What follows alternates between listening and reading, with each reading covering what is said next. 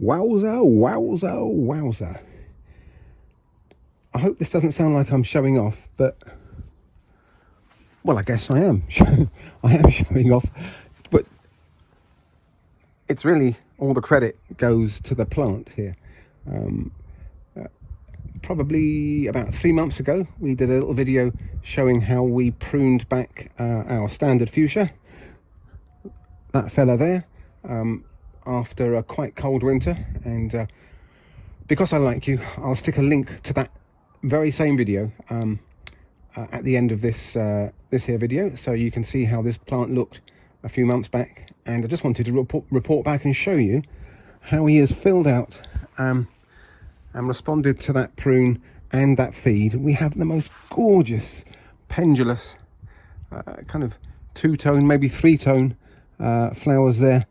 And even more encouraging is the presence of all these buds that are still to come.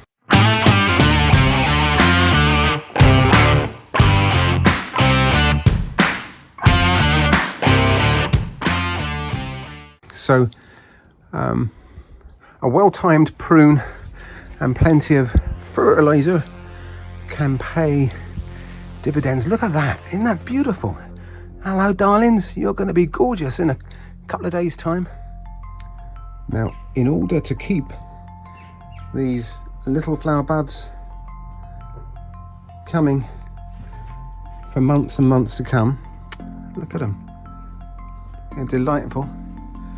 As well as the slow release fertilizer that we used back in the spring when we pruned, I'm going to use an occasional, maybe once every week or two, liquid fertilizer, and this is the one that I probably will be using. Make note, I haven't been paid, I haven't been given this. I went out and bought it myself.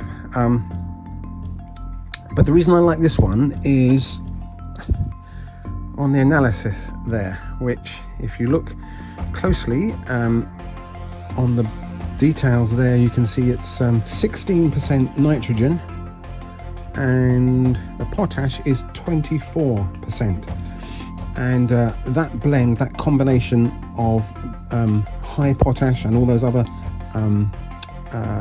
trace elements and phosphates in there as well, will encourage more in the way of flowers. There are some other liquid feeds out there that are higher in nitrogen, which I just find will encourage much more in the way of leaf. So this is my preferred one, and I may be slightly biased because it says there that it's made in the UK, which is true, but actually it's made in Wales, which means it's a tidy fertilizer, you know.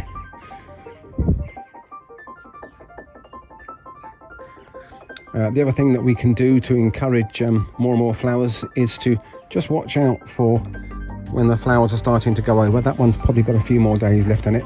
There's one there that's gone over, he can come out the way. So just a case of picking off dead flowers as they go over, and also keeping an eye on the watering. Oh, there we go.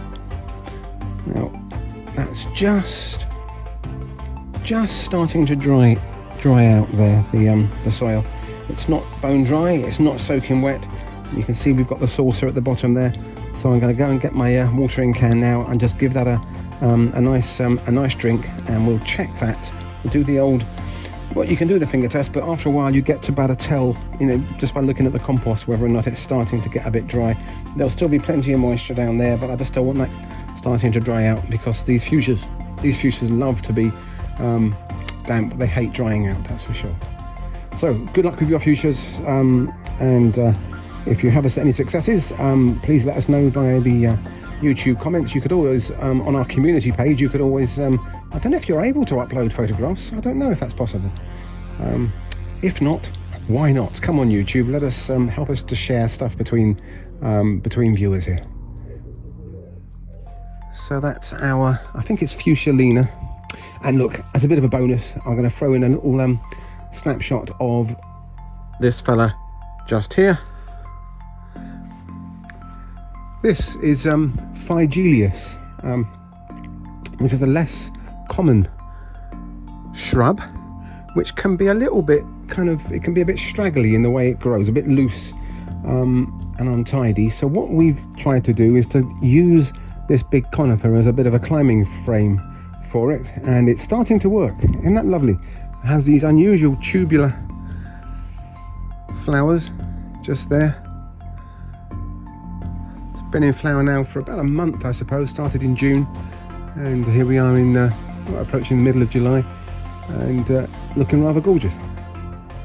So that's Phygelius. If you've got somewhere that you need to kind of, maybe you got a gap in your hedge or a shrub that you want to try and get some more colour into, maybe you can combine the Phygelius with another plant to get the best of both. You get all these ideas for no extra charge. Thanks for watching. Here's that link to the fuchsia pruning video.